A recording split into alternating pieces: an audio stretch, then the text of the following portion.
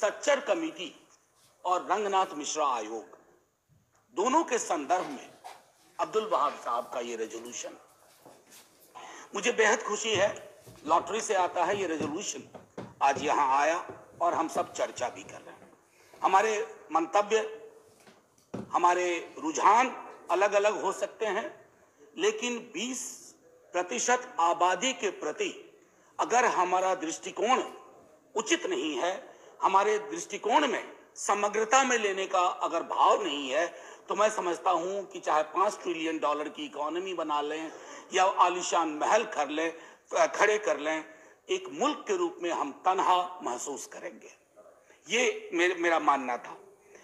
अब्दुल वहाब साहब ने जब रेजोल्यूशन के बारे में बोलने खड़े हुए, मुझे लगा कि एक विस्तृत फलक पर वो अपनी बात रखेंगे, लेकिन एक झिझक मैंने देखी, एक संकोच सा देखा। मैं डर नहीं कहूंगा, एक झिझक, एक संकोच, एक रिलक्टेंस जिसको अंग्रेजी में कहते हैं। सर, ये आज देश के मुसलमानों में अधिकांश की यही हालत है। एक झिझक, एक संकोच, एक रिलक्टेंस।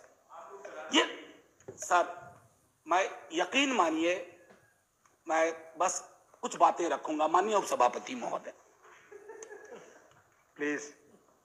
समाज के अंदर ध्रुवीकरण, इससे कोई इनकार नहीं कर सकता, और यह भी कोई इनकार नहीं कर सकता कि यह ध्रुवीकरण समाज के लिए अच्छा है, इलेक्शन के लिए अच्छा हो सकता है, चुनाव के लिए अच्छा हो सकता है, लेकिन ध्रुवीकृत समाज अंदर अंदर उसको दीमक चाटने लगता है। अड़ोस पड़ोस देख लीजिए, जो मजहब के नाम पर मुल्क बने, आज उनकी क्या हालत है। अरे वो तो एक भी नहीं रह पाए, भाषा मजहब पर भारी पड़ गई। बांग्लादेश का जन्म हुआ।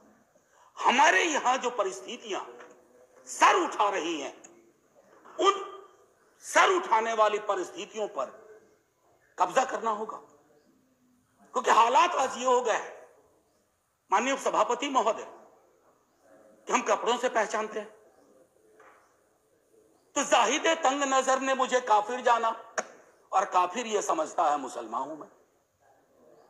ऐसे अगर समाज बटेगा कि मेरी जुबान से, मेरी भाषा से, मेरे परिवेश से, मेरे परिधान से आप पहचान करेंगे, उसके आधार पर निर्णय करेंगे, तो वो समाज के लिए उचित नहीं है। क्योंकि इस रेजोल्यूशन का जो आखिरी जो वो एक्सपेक्ट करते हैं, वो लाइन बहुत महत्वपूर्ण है सर, मैं उसको पढ़ना चाहता हूं। The resolution urges the house to enact. Please Anil ji, आपकी तवज्जो चाहता हूं। मेरा अनुरोध है पीछे बैठे माननीय सदस्यों से, माननीय सदस्य जो पीछे बैठे हैं, please, we are having debate, please. हाँ, बोले प्रोफेसर जा। Sir, to enact a legislation for prevention of atrocities against minorities of the country so as to build confidence amongst Muslims who were vulnerable. सहज सी बात है sir, देश आजाद हुआ, राकेश भाई ने भी बहुत विस्तार से बात रखी, देश की आजादी, तकसीम, पार्टीशन। सर, मैं हाउस में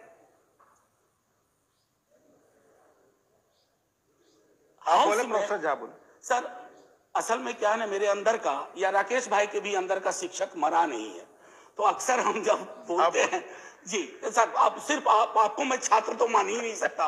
मैं तो आपके मैं सिर्फ ये कहना चाहता था, लेकिन तारतम्य भी टूट जाता है कि वो जो पार्टीशन का वक्त, और मैं अक्सर लोगों से कहूंगा कि आप कम्युनिस्ट हो, कांग्रेस हो, बीजेपी, जनसंघ के लोग हो, निर्दलीय हो, फ्री थिंकर हो, लास्ट फेज जो प्यारेलाल जी की है, बापू की जिंदगी का लास्ट फेज, सर उसको पढ़ा जाए। शायद 47-48 में उस लास्ट फेज को पढ़े जाने की उतनी जरूरत नहीं थी जितना 2023-24 में लास्ट फेज को पढ़े जाने की जरूरत है। हम तो आजादी का अमृत वर्ष मना रहे हैं ना, पहली सालगिरह हुई थी आजादी की 48 में। हमें उस यात्रा में देखना पड़ेगा सर कि हम कब उल्टे पांव की यात्रा पे निकल गए। और दुनिया का इतिहास गवाह है सर कि डर और खौफ अपने एक समुदाय के लिए अगर आप पैदा करते हैं और उल्टे पांव की यात्रा पे चले जाते हैं, तो अंततः वो आपका भी भला नहीं करती है, क्योंकि political power is never permanent. So no every political power, I have said this in this house, has an expiry date. व्यक्तियों का, विचारधारा का एक एक्सपायरी डेट होता है। अरे हमने तो वो दौर देखा था, सोवियत रूस कभी खत्म ही नहीं होगा, खंड खंड हो गया। हमने वो लोग देखे थे जिनके बारे में लोग कहते थे कि इनके राजपाट में सूर्य कभी डूबता नहीं। सर, उनका सूरज ऐसा डूबा। Please sir. हाँ प्रोफेसर झा, कोई बात नहीं, कोई बात this is the same thing जो आप दोनों से अपील करता हूँ हर जगह। प्लीज प्लीज, मैं वो मुझे पता है सर। मैं एक चीज कहूंगा कि गांधी जी ने उसी दौर में एक बात कही थी कि किसी भी सभ्यता, और अपने देश को हम कभी देश नहीं कहते हैं, हमारे तमाम मित्र अग्री करेंगे, सहमत होंगे, हम इसको सभ्यता कहते हैं, हिंदुस्तान की सभ्यता। तो बापू ने कहा था कि जिस सभ्यता में माइनॉरिटीज के लिए जगह नहीं होगी उसको एक सार्थक दृष्टिकोण से नहीं देखा जाएगा, वो सभ्यता चूक सी जाएगी, उसके अंदर दिक्कतें पैदा होंगी। मैं बजटरी एलोकेशन में 1-2 मिनट लूंगा, उस पर बोलने से पूर्व एक बात कहूंगा कि डर और खौफ के इस माहौल ने इस देश में, जो मैंने झिझक की बात की अब्दुल वहाब साहब की, वो झिझक जो मैंने कहा कि वो मैं अपने स्टूडेंट्स में देखता हूं। मुश्किल हालात से आते हैं, पीएचडी के लिए मेरे पास सब्जेक्ट देते हैं, और मैं देखता हूं कि वो सब्जेक्ट कुछ और देना चाहते हैं, लेकिन चुनते हैं ऐसा विषय जो उनके हिसाब से उनके मुस्लिमनेस को बचा ले। ये क्यों हो रहा है सर? ये नहीं होना चाहिए ना। मैं तकरीबन, मेरे अंदर 20 पीएचडी हुई है, और ये पहले नहीं। मैं आग्रह करूंगा, प्लीज प्लीज, हाथ जोड़ के विनती, आपस में प्लीज कुछ अनुभव साझा कर रहा हूं। 20 पीएचडी हुई है। आज पिछले 7-8 वर्षों में देखता हूं कि मुश्किल हालात से आ रहे हो, किस बात पे पीएचडी करनी है? डल लेक के इकोलॉजी पे। अरे साहब, फिर बात करता हूं, सर लगा कि यहां सेलेक्ट होगा कि नहीं होगा ये सब्जेक्ट। सर ये क्यों हुआ है? हमने पूरे के पूरे इकोसिस्टम में इतना जहर भर दिया है। जहरीली हवा पहले तो उनको नुकसान करती है जिसके लिए आपने हवा छोड़ी है, लेकिन सर हवा वतन की सरहद को नहीं देखती है, धर्मों की सरहद को नहीं देखती है। वो जहर इधर भी लौट के आ रहा है, और वो जहर जब आता है ना सर, सब कुछ छत विच्छत करके। अभी मैंने हाल में देखा, प्रधानमंत्री जी ने चिंता व्यक्त की, प्रधानमंत्री जी ने चिंता व्यक्त की, हमारे सुप्रीम कोर्ट ने चिंता व्यक्त की कि ये क्यों हो रहा है इस देश में। शाम से नुमाइश चलती है टेलीविजन चैनल्स पे, हिंदू मुसलमान, इंडिया पाकिस्तान। यहां हमारा सवाल रोटी का है, रोजगार का है। क्यों प्रधानमंत्री जी जब स्लोगन देते हैं, वो स्लोगन क्या इसके साथ मेल खाते हैं? लेकिन कहां से ये सह मिल रही है इन टेलीविजन चैनल्स को कि शाम से लेकर के देर रात तक नुमाइश, घृणा की, नफरत की। बहुत मुश्किल है। और ये मैं पहले भी कहा हूं, कई दफा मुझको अब सेंस ऑफ डेजावू होता है बोलते वक्त। इतनी बार ये बातें कही है सदन में, बाहर जब मित्र मिलते हैं वो भी ये कहते हैं, वो सहमत हैं कि ये चीजें नहीं होनी चाहिए।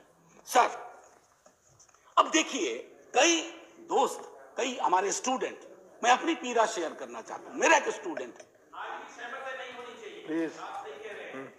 सर मेरा एक स्टूडेंट है, उसका नाम है मीरान हैदर, वो जेल में है सर।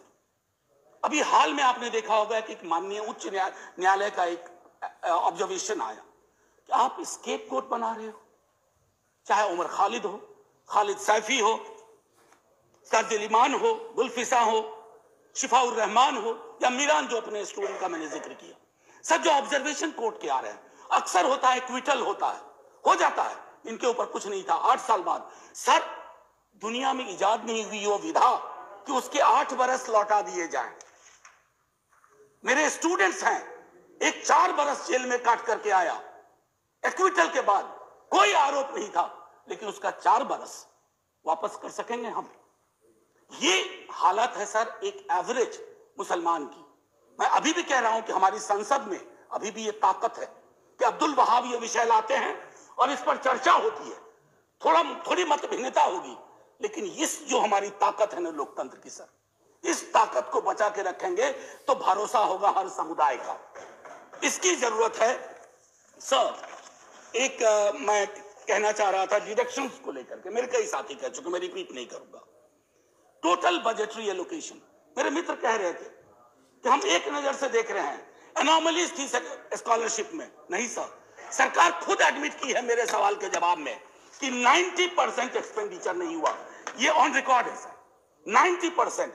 ये मैंने दिसंबर 22 में मुझको ये जवाब दिया, 4000 करोड़ यूटिलाइज नहीं हुए थे। ये क्या दिखाता है सर कि पूरा का पूरा नजरिया हमारा इस समुदाय को लेकर के बहुत स्क्यूड है। बहुत तारीफ होती है बुलडोजर बुलडोजर बुलडोजर, हमने तो यूके के पीएम को भी बिठा दिया बुलडोजर पे। सर बुलडोजर चला दो, हम पर भी चलवा दो प्लीज। मैं यही कह रहा हूं सर, बुलडोजर जिस देश में सेलिब्रेट किया जाने लगे, उस देश में ये वक्त आ गया है कि लोग गंभीरता पूर्वक सोचें, क्या बुलडोजर प्रतीक हो सकता है किसी भी चीज का? अगर है तो कोर्ट को क्यों कहना पड़ता है? माननीय न्यायालय ने कहा फिर तो हमारा काम हम पर ताला लगा दो, बुलडोजर चला दो। और किसी को बुलडोजर बाबा के नाम से सेलिब्रेट किया जाता है। अब पता नहीं वो कैसे कंफर्टेबल है उस नाम के साथ, मैं तो नहीं हूं। सर मेरा ये कहना है कि जितने भी ह्यूमन राइट वॉच की रिपोर्ट देखें आपको स्पष्ट तौर पे मिलेगा, देश की और बाहर की मॉब लिंचिंग, हेट क्राइम्स, ये क्यों बढ़े हैं 8 वर्ष में 9 वर्ष में अचानक मेरे देश में? ये गांधी, नेहरू, आजाद, अंबेडकर का देश है। मैं जानता हूं नेहरू को लेकर के आपके अंदर बड़ी दुविधा आती है। एक डिमोलिशन स्क्वाड है नेहरू को खत्म करने का, और मैंने इसी सदन में कहा है नेहरू कांग्रेस की प्रॉपर्टी और कॉपीराइट नहीं है, नेहरू इस देश की विरासत है। जितना हक नेहरू पे कांग्रेस का है, एक एक हिंदुस्तानी का है। मैं जानता हूं कि कांग्रेस के दूसरे प्रधानमंत्रियों के लिए आपको उतना नहीं करना पड़ेगा, नहीं मेहनत करते हैं अटैक करने में, नेहरू पे करते हैं, क्योंकि नेहरू अभी भी दीवार बन के खड़े हैं पार्लियामेंट्री डेमोक्रेसी को प्रोटेक्ट करने के लिए। उस दीवार को जब तक आप नहीं गिराएंगे तब तक आप अपना रियलाइज नहीं कर पाएंगे goal, whatever ulterior motives you have. So मैं अब इसको बाकी चीज को, जैसे अब मैं एक बात कहूं, हमारे बिहार के एक मंत्री हैं, सब लोग, मैं नाम नहीं लूंगा, बात बात पे वो मंत्री महोदय कहते हैं कि पाकिस्तान चले जाओ, पाकिस्तान चले जाओ। ना उनको क्षेत्रफल का अंदाजा है पाकिस्तान का, ना उनको कॉम्प्लिकेशन पता है कि पाकिस्तान कैसे भेजोगे अरबों लोगों को। मुझे तो एक ह्यूमन राइट एक्टिविस्ट अस्मा जहांगीर जी को आप जानते होंगे, मैं उनके स्मृति में एक भाषण के लिए मुझे बुलाया गया, मुझे मना कर दिया गया। तो पता नहीं वो मंत्री महोदय डेली कागज लेके बैठते हैं, इसको पाकिस्तान भेजो, उसको पाकिस्तान भेजो। अरे हम सबको भेज दोगे पाकिस्तान तो मंत्री जी आप किसके मंत्री रहोगे? आपका इलाका खाली हो जाएगा। अब वो सीमांचल गए, सीमांचल में पलायन हो रहा है। उन्हीं की पार्टी के लोगों ने कहा कि ये गलत बात है, कोई पलायन नहीं हो रहा, लेकिन आपको वो कैराना मॉडल ढूंढना था सीमांचल में। तो जब तक पूरा का पूरा अब मैं आपको छोटी वानगी देके खत्म करूंगा। एक मोहतरमा है, वो कहती है चाकू तेज रखना, पता नहीं कब जरूरत हो जाए।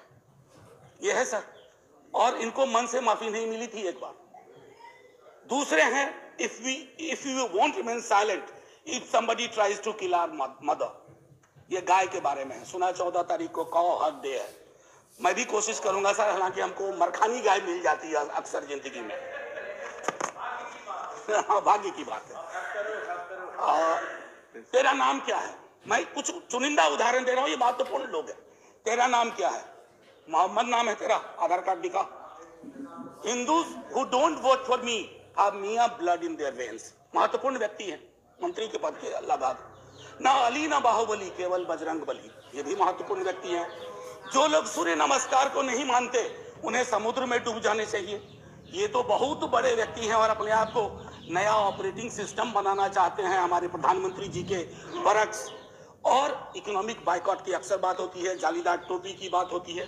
दिक्कत ये हो गई है सर कि कश्मीर, रोहिंग्या और फलस्तीन जैसे भी मुद्दे को आप मुस्लिम एंगल से देखते हैं। नहीं सर, ह्यूमन राइट एंगल से देखिए। उसमें भी समाधान के लक्षण है। यहां तो घर तक लोगों को नहीं मिलते।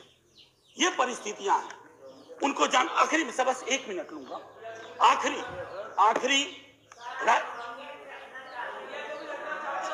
मैं प्लीज नो क्रॉस टॉकिंग। आपको मौका मिलेगा बोलने का इधर, तो आप बोले। आपने सुना नहीं। मैंने कहा कि इन मुद्दों को भी मुस्लिम एंगल से मत देखो, बस। प्लीज आपस से बात ही नहीं, प्रोफेसर जहां बोले कंक्लूड कर प्लीज। नहीं, वो आदत नहीं है कि डोंट लिसन टू देम। मैं तो इसी चीज की पैरवी हमेशा करता हूं। You listen to us, I listen to you. Democracy is all about speaking and listening, more of listening than speaking. ये सबसे अपेक्षा है इस सदन में। जी सर, सबसे अपेक्षा है कि डेमोक्रेसी, जैसा आपने कहा, सुनने और धैर्य से जानने का, पर हर पक्ष से सबने सुनाने की, हर पक्ष से। सर आखिरी, मैं राही मासूम रजा बहुत बड़े लेखक हुए, आधा गांव लिखा, लेकिन एक व्यापक समाज में उनकी प्रसिद्धि हुई कि राही मासूम रजा ने महाभारत की स्क्रिप्ट लिखी थी, जो बहुत फेमस सीरियल हुआ था। मैं उनकी एक छोटी कविता पढ़ना चाहता हूं सर, आपकी इजाजत से।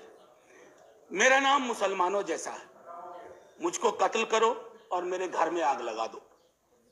मेरे उस कमरे को लूटो जिसमें मेरी बयानें जाग रही हैं, और मैं जिसमें तुलसी की रामायण से सरगोशी करके कालिदास के मेघदूत से कहता हूं, मेरा भी एक संदेश है। मेरा नाम मुसलमानों जैसा है, मुझको कत्ल करो और मेरे घर में आग लगा दो, लेकिन मेरे रग रग में मां गंगा का पानी दौड़ रहा है।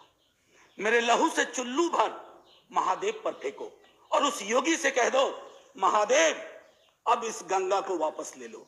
ये जलील तुर्कों के बदन में गाढ़ा गया लहू बनकर दौड़ रही है।